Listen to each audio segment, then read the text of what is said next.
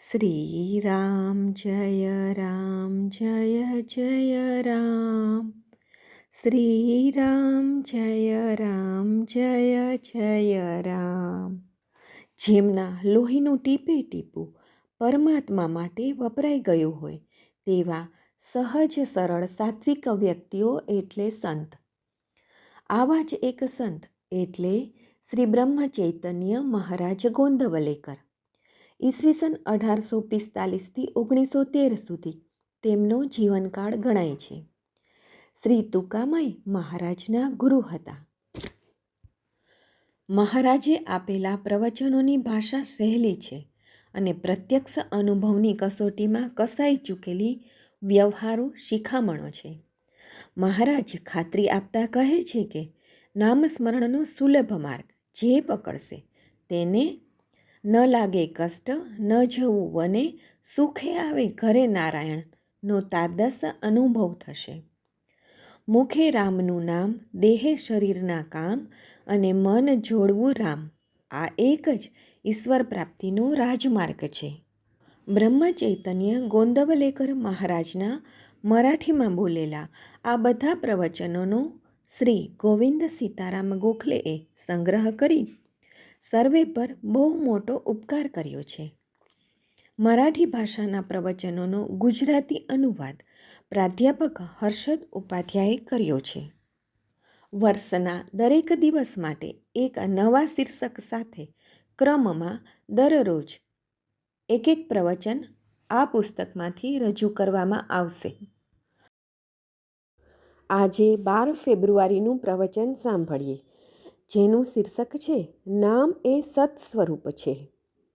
નામ એ રૂપથી નિશ્ચિત જ શ્રેષ્ઠ છે, એટલે રૂપનું ધ્યાન મનમાં આવે નહીં તોય નામ છોડવું નહીં. આગળ જતાં રૂપ આપોઆપ આવવા લાગશે. રૂપ એ જડ અને દ્રશ્ય હોવાથી ઉત્પત્તિ, સ્થિતિ અને વિનાશ, વધવું અને ઘટવું, જગા રોકવી અને જગા બદલવી, કાળક્રમે ફરક પડવો ઇત્યાદિ બંધનો તેને હોય છે. પણ નામ એ દ્રશ્યથી પર અને સૂક્ષ્મ હોવાથી તેને ઉત્પત્તિ અને વિનાશ, વધ અને ઘટ, દેશકાળ અંગેની મર્યાદા ઇત્યાદિ કોઈ પણ વિકાર નથી. નામ એ સત સ્વરૂપ છે. નામ એ રૂપના કરતાં વધારે વ્યાપક છે. વ્યાપક વસ્તુનું ક્ષેત્ર મોટું હોવાથી તેનામાં શક્તિ પણ વધુ હોય છે, અને જેનામાં અધિક શક્તિ હોય છે તે વસ્તુ અધિક સ્વતંત્ર હોય છે. તેને બંધનો કે મર્યાદા ઓછા હોય છે. એટલે જ નામ એ રૂપ કરતાં વધુ વ્યાપક, વધુ શક્તિશાળી, વધુ સ્વતંત્ર અને વધુ બંધન રહિત છે. આપણી જ્ઞાનક્રિયા કઈ રીતે ચાલે છે તે જોઈએ. માનો કે એક ટેકરી પર ઊભા રહીને આપણે સૃષ્ટિ સૌંદર્ય નિહાળી રહ્યા છીએ. એ જોવામાં કઈ કઈ ક્રિયાઓ થાય છે એ જોઈએ. પ્રથમ તો પ્રકાશના કિરણો આંખ વાટે અંદર ગયા. માણસને બાહ્ય વસ્તુનું જ્ઞાન થવા માટે ઇન્દ્રિયો એ પ્રથમ સાધન છે. ઇન્દ્રિયો વાટે અંદર ગયેલા સંસ્કારોને એકત્ર કરીને મન તેને વસ્તુનું સ્વરૂપ આપે છે. વસ્તુનું સ્વરૂપ તૈયાર થયા બાદ બુદ્ધિ સારાસારનો વિચાર કરીને એ વસ્તુનું યથાર્થ જ્ઞાન આપણને કરાવે છે. પણ મનુષ્યનો બુદ્ધિનો વ્યાપાર આટલેથી જ અટકતો નથી. ટેકરી પરથી આજુબાજુ જોતા વૃક્ષો, વેલીઓ, ઘરો, બાગ બગીચા, માણસો, પક્ષીઓ, પાણીનું તળાવ ઇત્યાદિ સર્વ વસ્તુનું જ્ઞાન થયા બાદ ફરી એ બધાનું એકત્રીકરણ કરીને આ બધી સૃષ્ટિની શોભા છે એવું જ્ઞાન આપણને થાય છે. એટલે અનેકપણામાં એકત્વને શોધવું એ જ માનવી જ્ઞાનનું લક્ષણ છે.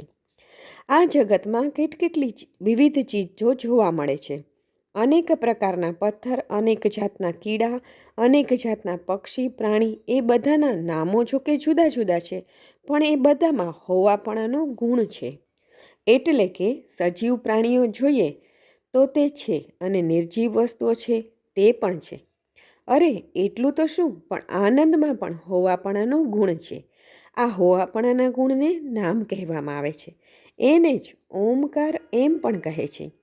ઓમકારમાંથી સર્વ સૃષ્ટિનો ઉગમ થયો છે. ઓમકાર એ પરમાત્માનું જ સ્વરૂપ છે. અર્થાત નામ એટલે સત.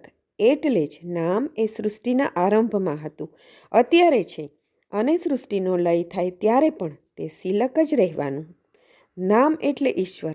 નામમાંથી અનંત રૂપો ઉત્પન્ન થાય છે અને આખરે એમાં જ લીન થઈ જાય છે. રૂપ એ નામથી નિરાળું રહી શકતું જ નથી. નામ એ રૂપમાં વ્યાપીને રહેવા છતાંય બાકી રહી જાય છે. નામ એ શાશ્વત છે. એ પૂર્વકાળથી ટકી રહેલું છે, અત્યારે છે અને આપણા ગયા બાદ પણ રહેવાનું જ છે. અસ્તુ. જાનકી જીવન સ્મરણ. જય જય રામ.